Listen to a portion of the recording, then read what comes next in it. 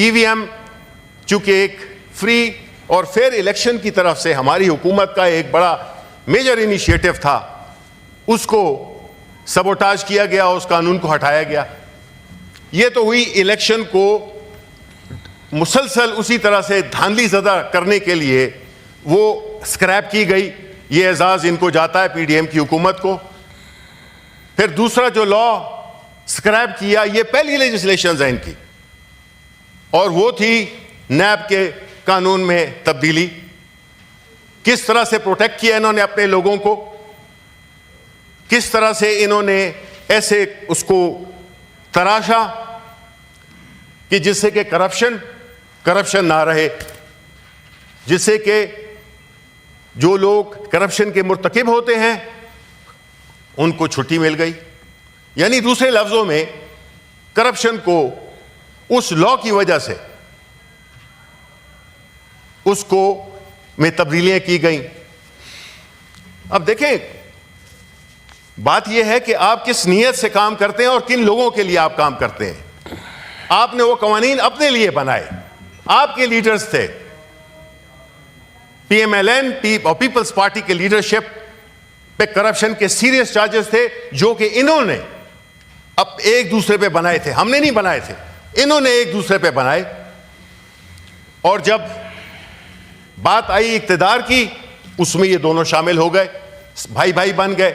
पहले एक दूसरे की जो भी बातें करते थे वो तो जो करते थे, आज भाई भाई बैठे हुए हैं। लेकिन बात यह है, बहन कौन है भाई? नहीं, हम पार्टी लीडरशिप की बात कर रहे हैं।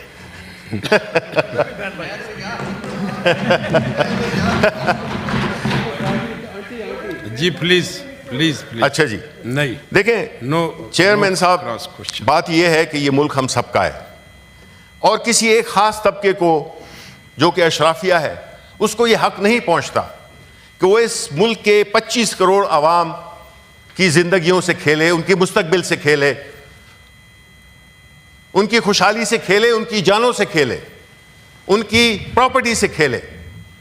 ये हक इनको कोई चीज किसी भी सूरत में नहीं दिया जा सकता, क्योंकि अगर ये हक दे दिया जाए जो कि इन्होंने खुद इस वक्त छीना हुआ है, तो मुआशरा केओस और एनार्की की तरफ जाता है।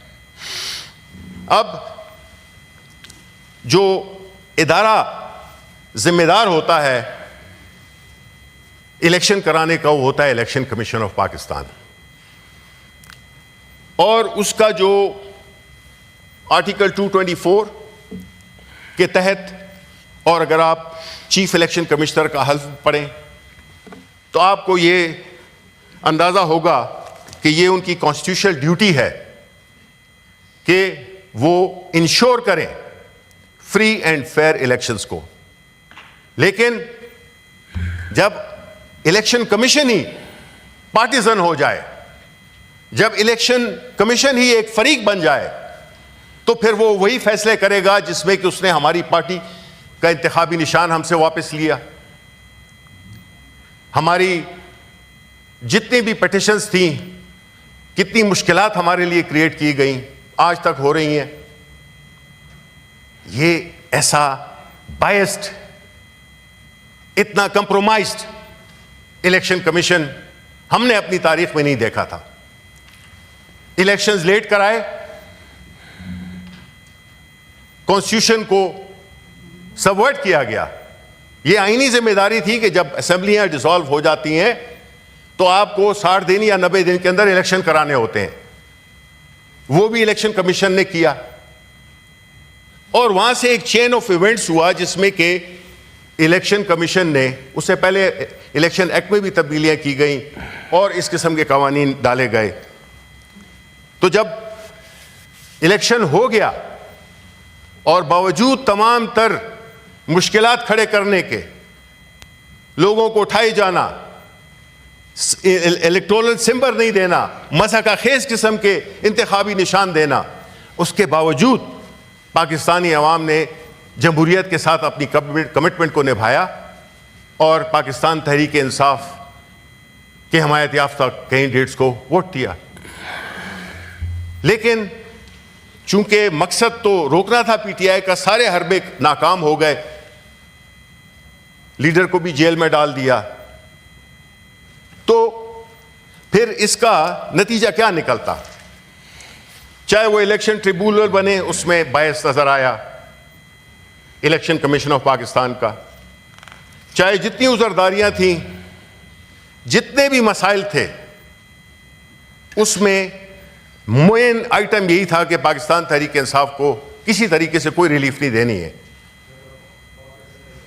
उसके अलावा जो एक मिसाल आपको भी दे देते हैं कि सानिया निश्तर की भी बात हुई, उसने सितंबर में इस्तीफा दिया हुआ है, सितंबर 18 को इस्तीफा दिया हुआ है, वो आज तक मंजूर नहीं हुआ। खैबर पख्तूनख्वा से थी वो हमारी सेनेटर कासिम, उनका पूरा नाम मैं माजरत चाहता हूँ, रोंजो, कासिम रोंजो, उन्होंने एक हफ्ता पहले के 10 महीना पहले इस्तीफा दिया, वो मंजूर भी हो गया। उनका सिंध से ताल्लुक था, बलूचिस्तान से ताल्लुक था, बलूचिस्तान से ताल्लुक था, वो फौरन सीट भी विकेट हो गई और नोटिफिकेशन भी हो गया।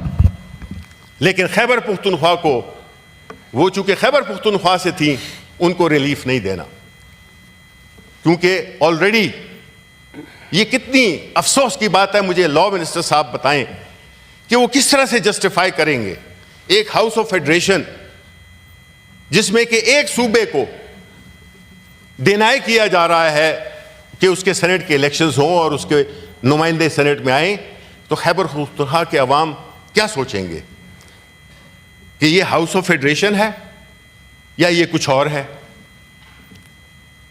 तो इस तरह की जब चीजें होंगी तो फिर इससे बड़ी मुश्किलात बढ़ती हैं और सोसाइटी तकसीम होती है।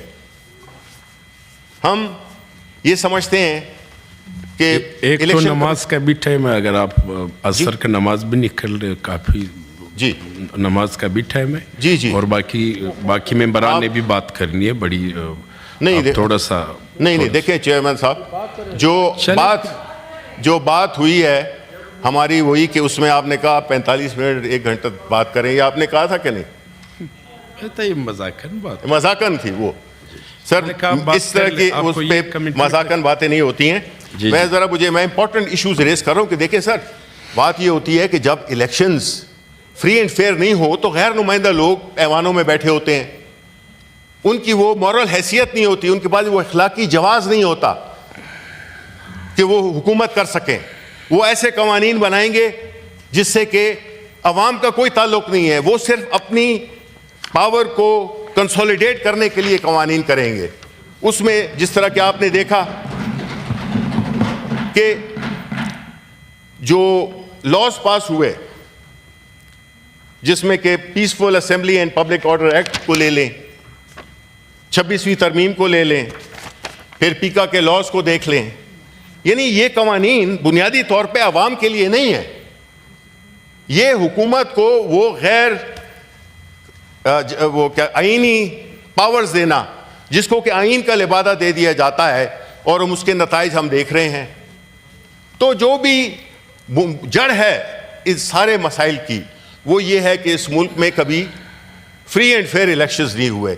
जिस दिन आप हमारे हमसाए मुल्कों को देख लें, उधर कभी भी ये इस किस्म की पॉलिटिकल स्टेबिलिटी आई है, हमसे 4 गुना तादाद में ज्यादा है, वो हमसे बहुत बड़ा इलाका है, हर किस्म का मजहब, हर किस्म की कौमियतें वहां पे हैं। क्यों नहीं हुआ? क्यों वो तरक्की कर रहे हैं? क्यों हम आज जवाल पजीर हैं? क्यों हमारे लोग मुल्क छोड़ के जा रहे हैं? अगर आप देखें आज का अखबार, ये मेरी बात नहीं है, नैब के चेयरमैन लेफ्टिनेंट जनरल रिटायर्ड नजीर भट्ट का बयान है। उन्होंने लिखा है कि पाकिस्तान से 25,000 लोग, फ्लाइट ऑफ कैपिटल, 25,000 लोग दूसरे मुल्कों में शहरियत लेने के लिए यहां से चले गए हैं, बायर और इन्वेस्टमेंट। अब 25,000 अगर $1,00,000 भी, बिकॉज नेशनलिटी आपको कोई ये $1,00,000 में नहीं मिलती है, लेकिन $1,00,000 भी लगा लें तो ये $40 अरब बनते हैं जनाब चेयरमैन, जो मुल्क छोड़ चुका है। इसके साथ साथ ब्रेन ड्रेन भी हुआ है इसमें। यही उन्हीं के खिताब से, उन्हीं से ये मैं वो करता हूं कि जब ये मुल्क लोग छोड़ के जा रहे हैं तो क्यों छोड़ के जा रहे हैं? अगर यहां पे दूध और शहद की नहरें बह रही हैं तो क्यों लोग जा रहे हैं? वो लोग जो कि नेशनलिटीज लेने के लिए बाहर जा रहे हैं। फिर एक और जो हकीकी पाकिस्तान है गुरबा का, उन नौजवानों का जो इस मुल्क में अपने मुस्तकबिल नहीं देख रहे, वो बेचारे कश्तियों में डूब जाते हैं। ये कौन अपने मुल्क को छोड़ना चाहेगा चेयरमैन साहब? जब उसको सारी चीजें मुयस्सर हों, वो क्यों नहीं? और चीजें क्या मुयस्सर हों? ये है कि कानून की हुक्मरानी, ह्यूमन राइट्स की respect, freedom of speech, implementation of contracts, property rights. क्यों करेगा कोई इस मुल्क में इन्वेस्ट, जबकि आपके अपने लोग यहां छोड़ के जा रहे हैं? आप 2-2 अरब डॉलर के लिए, 1-1 अरब डॉलर के लिए हम खैरात मांग रहे हैं। कोई भी आप उसको नाम दे दें, बैंकिंग का या फाइनेंस का, है खैरात। आप भीख मांग रहे हैं। और यहां पे 40 अरब, तो ये बड़ा कंजर्वेटिव फिगर है। मुनासिब नहीं, इसको एक्सपेंड करते हैं जी। 40, आपकी जो मर्जी है जी, आप वो करें। मैंने तो वो किया है कि 40 अरब डॉलर तो बहुत कम वो है। अब इतने ऐसे हालात में अगर हम कहेंगे जी सब अच्छा है, कुछ भी नहीं हो रहा, मुल्क में खुशहाली है, मुल्क में एक बड़ा ही अच्छा माहौल है, इन्वेस्ट कौन करेगा? आपके पाकिस्तान के लोग बाहर जा रहे हैं, तो बाहर के लोग यहां पे क्यों आएंगे?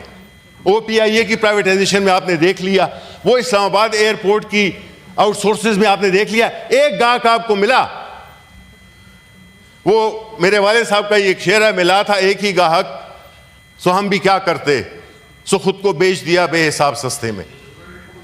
अब जब आप के मुल्क में कोई किसी भी इदारे को खरीदना नहीं चाहता, नेशनल एयरलाइन को, एक गाहक आता है, वो भी कोई प्रॉपर्टी डीलिंग में, आप मुख्तसर करें, ठीक है ना? तो मैं सब मुख्तसर करता हूँ, बस 5 मिनट और मैं ख़त्म करता हूँ। 2 मिनट में ख़त्म। 5 मिनट जी। देखें चेयरमैन साहब, बात यह है कि जिस तरह से अदालतों में मुकदमे चल रहे हैं, जिस तरह के PTI के लोग जेलों में हैं, पाकिस्तान की तारीख़ में कभी भी इतने सियासी कैदी नहीं थे जितने के आज हैं, और उनका एजाज़ इस हुकूमत को जाता है। ये इनकी सबसे बड़ी जमहूरियत के लिए इनकी वो थी कि जितने ज़्यादा आपने लोग PTI के जेलों में डाल दिए, जेलों में जगह ही नहीं रही है।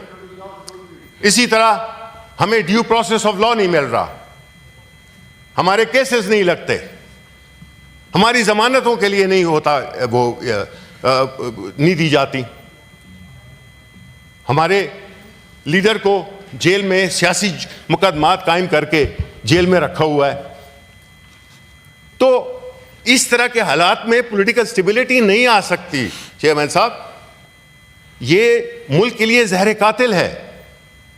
और आप जब जबर के जरिए आप चीज़ों को करेंगे तो जाहिर है कि फिर मुल्क में यहाँ पे क्यों लोग रहेंगे। ये फिगर्स जो कि एक नैब के इदारे ने उसने ये दिए हैं, तो आप ये भी नहीं कह सकते कि नहीं जी ये तो अपोजिशन की वो फिगर है। तो हमें देखना होगा कि ऐसे हालात जो कि पैदा कर दिए गए हैं, इसमें इस तरह ये मुल्क चल नहीं सकता। इकॉनमी आपकी जवाल पजीर है। आप लाख कहें कि जी इन्फ्लेशन ये हो गई। पिछले 2 हफ्तों में जनवरी 17 से 28 तक, जनवरी तक, जो प्राइवेट बिजनेसमैन हैं 440 अरब रुपए बैंकों को वापस किए कर्जे के, क्योंकि कारोबार ही नहीं है। आपकी जो लार्ज स्केल मैन्युफैक्चरिंग है, एग्रीकल्चर है, नेगेटिव ग्रोथ है। आपकी foreign exchange reserves window dressing है, वो पैसे आपके नहीं हैं, उसमें से आधे वो डिपॉजिट्स हैं जो कि हमारे दोस्त ममालिक ने हमें दिए हैं। और ये क्यों है कि IMF जो है, तो पहली दफ़ा हम ऐसी अनप्रेसिडेंटेड चीज़ देख रहे हैं कि जिसमें वो चीफ जस्टिस साहब से भी मिल रहे हैं। मैंने सुना है वो बार्स को भी खबर चल रही थी कि ये लॉयर्स के बार से भी मिल रहे हैं, और इसके से इलेक्शन कमीशन को भी मिल रहे हैं। ये क्यों है ऐसा? आपने क्यों इस मुल्क को इस सतह पे पहुंचा दिया कि जो हमें अब पैसे दे रहा है वो हमें हमारे एक एक चीज को, हमारी एक एक जेब को वो टटोल रहा है? और चूंकि हमें छुपाने को बहुत कुछ है तो इसलिए ये कोई अच्छी बात नहीं है। आप अदालतों का जो सिचुएशन बनी हुई है, शुक्रिया, आपने वकीलों को भी शुक्रिया, आपने, मैं बस 2 मिनट और 2 मिनट और 2 मिनट शुक्रिया जी, 2 मिनट मेहरबानी। वो ये है कि आपने जिस तरह से मुल्क को जिस सतह पे पहुंचा दिया है उससे मुल्क का मुस्तकबिल, गरीबों का मुस्तकबिल, ख़वातीन का, नौजवानों का, उनके लिए अंधेरा ही अंधेरा नज़र आ रहा है। जो ख़वातीन पे जुल्म हुए हैं उसका मेरा ख्याल है कि ये एक हुकूमत जो कि बैठी हुई है इसको जवाब देना होगा कि ये कैसे इतने सियासत में चूंकि हमारा मुकाबला नहीं कर सकते, आवाम के दिलों में घर नहीं कर सके, तो ये कैसे अपनी एक इखलाकी कुव्वत या पब्लिक सपोर्ट तो इनके पास है नहीं, इनकी सियासत खत्म हो गई है। लेकिन ये बस जिद है कि जी हमने डंडे के जरिए जो है तो हमने इससे पहले इस मुल्क को चलाना है और मुल्क का बेड़ा गर्क कर दिया है। नतीजा जवाब मिले, बहुत शुक्रिया। सरमद अली साहब प्लीज।